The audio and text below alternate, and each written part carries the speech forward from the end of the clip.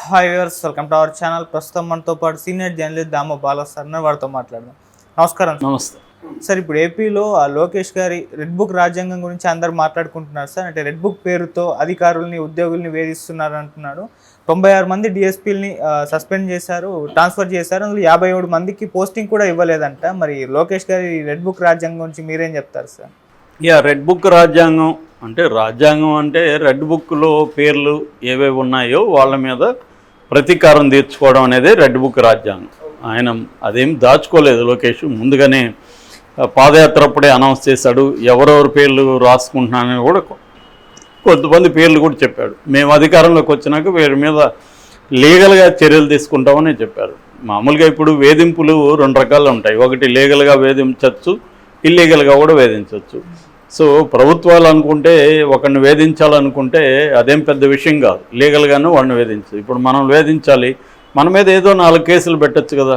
ఏదో కేసులు పెడితే మనం ఇంకా కోర్టులో తిరుక్కుంటూ ఉండాలి, వేధింపులకు గురవ్వాలి, మన మీద యూట్యూబ్ వాళ్ళకి కంప్లైంట్లు చేయొచ్చు.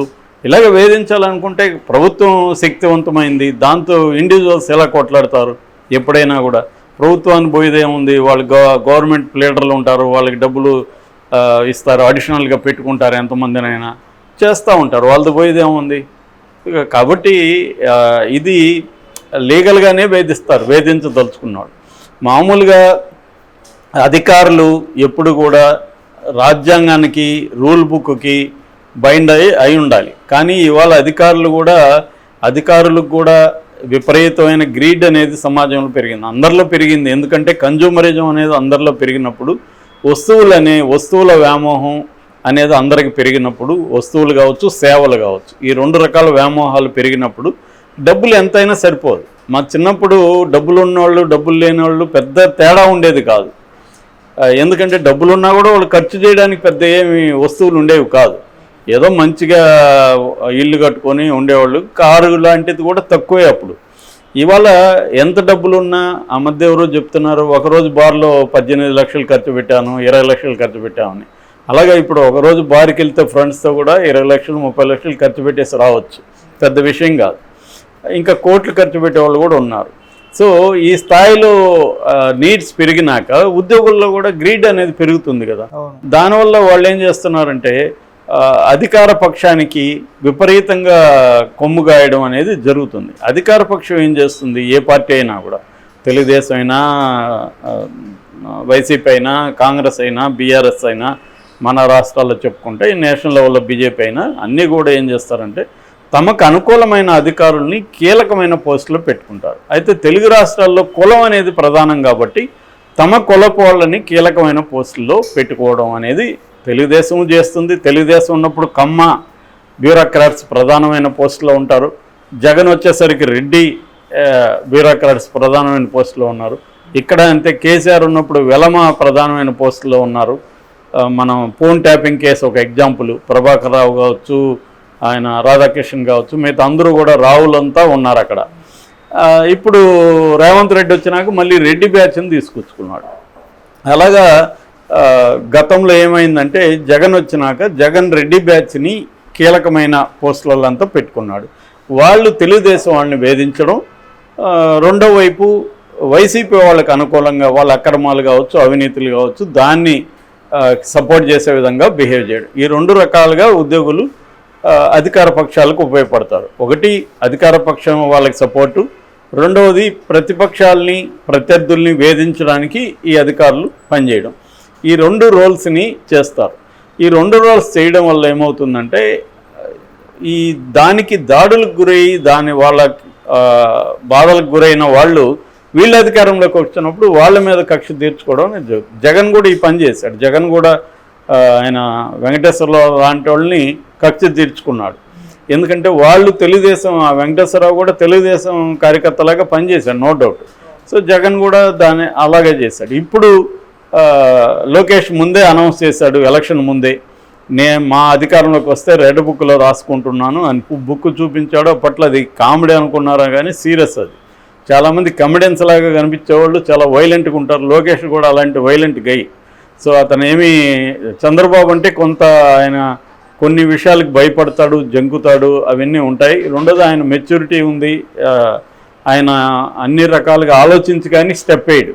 కానీ లోకేష్ ఉడుక రక్తం తనకి ఏవి కూడా అయాచితంగా దొరికాయి జీవితంలో, ఆయన ఏది పోరాడి సాధించుకున్నది కాదు. సో అందుకని అతని వ్యవహారం వేరేగా ఉంటుంది. అందుకని ఆ కక్ష సాధింపు అనేది ఇప్పుడు చంద్రబాబు కూడా కొన్ని విషయాల్లో లోకేష్కి సరెండర్ అవ్వాల్సి వస్తుంది. సో ఆ రకంగా లోకేష్ రెడ్ బుక్ రాజ్యాంగం అమల్లోకి వచ్చింది అనే దానికి లేటెస్ట్ ఎగ్జాంపుల్ 96 మందిని డిఎస్పీలని సస్పెండ్ చేశారు, అంటే ట్రాన్స్ఫర్ చేశారు. 96 మందిని ట్రాన్స్ఫర్ చేశారు. ఇందులో ఇద్దరిని ఎక్స్ట్రాగా 96 కాకుండా ఇంకొక ఇద్దరిని రాజంపేట తుళ్ళూరు డిఎస్పీలని సస్పెండ్ చేశారు. ఈ 96లో 57 మందికి పోస్టింగ్ లేదు. ఒక 18 మందికి పనికిమాలిన శాఖల్లో పోస్టింగ్లు ఇచ్చారు. వాళ్ళకి ఇంపార్టెంట్ శాఖలను తీసేసి పనికిమాలిన శాఖలో 18 మందికి ఇచ్చారు. 57 మందికి ఏమో అసలు పోస్టింగ్లే ఇవ్వలేదు. ఓన్లీ 21 మందికి మాత్రమే పోస్టింగ్లు ఇచ్చారు. సో 57 మందిని హెడ్ క్వార్టర్స్కి రిపోర్ట్ చేయమని డీజీపీ నుంచి ఆదేశాలు వచ్చాయి. వాళ్ళని ఇప్పుడు గాల్లో పెట్టారు. సో ఈ 21 మంది కూడా ఎవరంటే గతంలో జగన్ లూప్ లైన్లో పెట్టినాడు కొంతమందిని, వాళ్ళకు మాత్రం పోస్టులు ఇచ్చారు. సో ఈ 57 ప్లస్ రాజంపేట తుళ్ళూరు డిఎస్పీలు 59 మంది డిఎస్పీలని అరెస్ట్ చేస్తున్నట్టుగా క్లియర్గా కనబడుతుంది.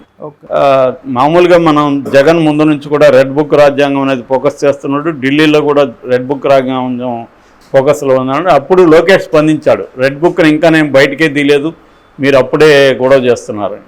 ఇప్పుడు తీసినట్టుగా కనబడుతుంది. ఆల్రెడీ 24 మంది ఐపీఎస్లు వాళ్ళని కూడా అలా పెండింగ్లో పెట్టారని జగన్ వాళ్ళు మాట్లాడుతున్నారు. ఇప్పుడు 57 మందిని మెయిన్గా లోకేష్ రెడ్ బుక్లో పోలీసులను టార్గెట్ చేస్తున్నాడు, రెవెన్యూ అధికారులను టార్గెట్ చేస్తున్నారు. ఎందుకంటే పోలీసులు ఏమో లా అండ్ ఆర్డర్ పేరుతో ఎక్కడికక్కడ తమ నాయకుల్ని వేధించారనేది పోలీసుల మీదకున్న కోపం. రెవెన్యూ అంటే ల్యాండ్స్ గ్రాబింగ్స్ ఇవన్నీ కూడా పెద్ద ఎత్తున రెవెన్యూ అధికారులు జగన్కు అనుకూలంగా వైసీపీ నాయకులకు అనుకూలంగా వ్యవహరించి ల్యాండ్ గ్రాబింగ్స్కి వాళ్ళు హెల్ప్ చేశారు. మామూలుగా ల్యాండ్ గ్రాబింగ్స్కి ఇటు రెవెన్యూ వాళ్ళు, ఇటు ల్యాండ్ రిజిస్ట్రేషన్ శాఖ, ఈ 2 శాఖలు ప్రధానం అన్నమాట. రాజకీయ నాయకులకి ఈ 2 శాఖలు హెల్ప్ చేస్తేనే రాజకీయ నాయకులు గ్రాబ్ చేయగలుగుతారు. ఎందుకంటే రెవెన్యూ వాళ్ళు ఏం చేస్తారంటే వీక్ ల్యాండ్ ఓనర్స్ ఎక్కడెక్కడ ఉన్నారు, ఏ ల్యాండ్ని కబ్జా చేయొచ్చు, ఇవన్నీ డీటెయిల్స్ అంతా వీళ్ళకి ఇస్తారు. ఇచ్చిన తర్వాత వాళ్ళు కబ్జా చేస్తారు. కబ్జా చేసిన తర్వాత వాళ్ళు వచ్చి బాధితులు కంప్లైంట్ చేస్తే వాటిని పట్టించుకోరు. ఇది రెవెన్యూ అధికారులు చేస్తారు. ల్యాండ్ రిజిస్ట్రేషన్ అధికారులు అవుట్ ఆఫ్ ద వే వెళ్ళి వాళ్ళు కబ్జా చేసిన దాన్ని రిజిస్ట్రేషన్ చేసేసి వాళ్ళకి అనుకూలంగా వ్యవహరిస్తారు. ఇది రెవెన్యూ అండ్ ల్యాండ్ రిజిస్ట్రేషన్ అధికారులు చేసే దందాలు. ఇటు పోలీసులు, మనకు తెలుసు పోలీసులు ఏంటంటే అధికార పక్షానికి అనుకూలంగా ప్రతిపక్షం మీద కేసులు పెట్టడం, ప్రతిపక్షం మీద అధికార పక్షం దాడులు చేసినప్పుడు ఆ దాడులకు గురైన బాధితులు వెళ్ళి కేసు పెట్టమంటే కేసు పెట్టకపోవడం, ఇవన్నీ అధికార పక్షంలో ఉన్నప్పుడు పోలీసులు చేసే పని. సో ఇలాగా తమకి ఇబ్బంది కలిగిన వాళ్ళందరినీ పనిష్ చేయాలి అని లోకేష్ ప్లాన్ చేసుకున్నట్టు కనబడుతుంది. ఇప్పుడు డిఎస్పీలు ఇది పెద్ద స్థాయిలో జరిగితే ఖచ్చితంగా తెలుగుదేశానికి కూడా ఇబ్బంది. ఎందుకంటే అధికారుల్లో ఒక రకమైన తీవ్ర ఆందోళనలు, కోపము ఇవన్నీ వస్తాయి. కానీ అది వీళ్ళు ఆలోచించట్లేదు. ఎందుకంటే ఈ స్థాయిలో, నాకు తెలిసి ఈ స్థాయిలో అధికారుల మీద పగ తీర్చుకోవడం అనేది ఫస్ట్ టైం. కేతిరెడ్డి కూడా మొన్న అంటున్నాడు, రాజకీయ నాయకుల మీద ఒకరు కక్షలు తీర్చుకోవడం మామూలే, అది ఏ పార్టీ ఉన్నా చేస్తుంది. కానీ అధికారుల మీద ఈ స్థాయిలో తెలుగుదేశం పీరియడ్లో ఇప్పుడే, అది గతంలో కూడా లేదు, ఇప్పుడే తెలుగుదేశం పీరియడ్లో చేస్తుంది. ఇది కరెక్ట్ కాదు అని ఆయన మాట్లాడారు. అది కరెక్ట్ కాదు. ఖచ్చితంగా అధికారుల్ని పనిష్ చేయడం ఈ స్థాయిలో అనేది కరెక్ట్ కాదు. అట్ ద సేమ్ టైం అధికారులు కూడా ఆలోచించుకోవాలి. మనం ఒక ప్రభుత్వం ఉన్నప్పుడు అవుట్ ఆఫ్ ద వే వెళ్ళి రూల్ బుక్ని, రాజ్యాంగాన్ని పక్కన పెట్టి బిహేవ్ చేస్తే రేపొద్దున ఆ ప్రభుత్వం వస్తే ఏం చేయాలనేది వాళ్ళు కూడా ఆలోచించుకోవాలి. కానీ చాలాసార్లు వాళ్ళకి అంత ఫ్రీడమ్ ఉంటుందా? ఇప్పుడు లోకేష్ చెప్పినట్టు అధికారి వినకపోతే లోకేష్ వాడిని కూడా పనిష్ చేస్తాడు కదా. లోకేష్ చెప్పినట్టేమో ఇప్పుడు పోలీసులు వినాలి, అందరూ వినాలి. ఇప్పుడు కూడా అదే జరుగుతుంది కదా. బాధితులు కేసులు పెడితే తీసుకుంటున్నారా? లేదు కదా, బాధితుల మీదే కేసులు పెడుతున్నారు. సో తెలుగుదేశం ప్రభుత్వంలో కూడా ఆల్రెడీ అధికారులు అలాగే బిహేవ్ చేస్తున్నారు, పోలీస్ ఆఫీసర్లు అలాగే బిహేవ్ చేస్తున్నారు. వైసీపీలో కూడా అది తేడా ఏమీ లేదు. వైసీపీకి తెలుగుదేశానికి ఏ రకమైన తేడా లేదు. ఓకే.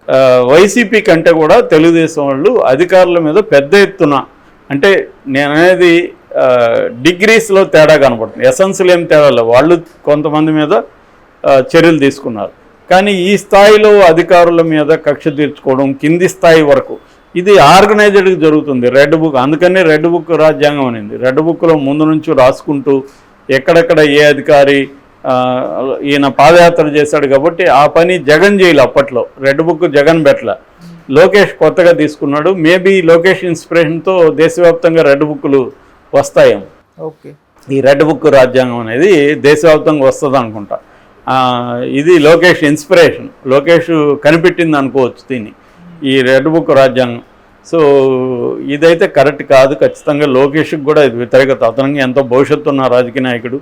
ఇటువంటి ఈ ధోరణి ఖచ్చితంగా వ్యతిరేకతని క్రియేట్ చేస్తుంది. ఖచ్చితంగా వాళ్ళు అవుట్ ఆఫ్ ద వేలో పనిష్ చేయాలి, చేయకూడదని కాదు. కానీ అట్ ద సేమ్ టైం పరిస్థితులను అర్థం చేసుకోవాలి. మన దగ్గర కూడా అధికారులు అలాగే ప్రవర్తిస్తాం, మనమే చెప్తున్నాం కదా అలాగే ప్రవర్తించమని. మరి జగన్ చెప్పడా? కాబట్టి ఇప్పుడు జగన్ చెప్పినప్పుడు వీళ్ళని మనం ఎలా బలిపరుసం చేస్తాం? రేపొద్దున మళ్ళీ జగన్ అదే పని చేసినప్పుడు వాళ్ళని ఎలా నువ్వు ఖండిస్తావు? వీళ్ళు మొన్నటి వరకు జగన్ను ఖండించారు, వెంకటేశ్వరరావు విషయంలో జగన్ను భయంకరంగా ఖండించారు. మరి వీళ్ళు అదే పని చేయకూడదు కదా. సేమ్ వీళ్ళు ఏవేవైతే విమర్శలు చేశారో జగన్ మీద అదే పని వీళ్ళు కూడా ఇప్పుడు చేస్తున్నారు. తేడా ఏ రకమైన తేడా లేదు, ఇంకా ఎక్కువ చేస్తున్నారని చెప్పచ్చు. అందుకని వీళ్ళు జగన్ను విమర్శించే హక్కు కోల్పోతారు. వీళ్ళు మారాలి. ఆల్రెడీ చంద్రబాబు చాలా విషయాల్లో స్ట్రిక్ట్గా ఉన్నాడు, మారాడు ఆయన. మొన్న జగన్కి సంబంధించిన ఆఫీసుల మీద, వైసీపీ ఆఫీసుల దాడులను కూడా ఆయన గట్టిగా ఖండించాడు, తిట్టాడని చెప్తున్నాడు ఇన్సైడ్లో, బయటికి ఖండించకపోయినా. సో కానీ లోకేష్ మానట్లేదు. లోకేష్ని మరి చంద్రబాబు కంట్రోల్ చేయగలడా లేదనేది పెద్ద ప్రశ్న. పవన్ కళ్యాణ్ అయితే కంట్రోల్ చేసే మూడ్లో లేడు. ఆయన ఈ పదవులే మనకి గొప్ప అనుకొని ఆయన వాటిని ఎంజాయ్ చేసుకుంటున్నాడు తప్ప ప్రజలు ఎలా ఉన్నారు, పరిపాలన ఎలా ఉందనేది పవన్ కళ్యాణ్ గాలికి వదిలేశాడు. తన సేకరణ వరకు తనేదో చూసుకుంటూ వెళ్తున్నాడు. అంటే మామూలు సాధారణ మంత్రి చేసే పని చేస్తున్నాడు తప్ప ఒక కీ రోల్ పోషించే వ్యక్తిలాగా పవన్ చేయలేదు. అది పవన్కు కూడా నష్టమే. రేపొద్దున పవన్ వేరే వాళ్ళని విమర్శించే హక్కు పవన్ కూడా ఏమీ లేదు. Thank you so much sir.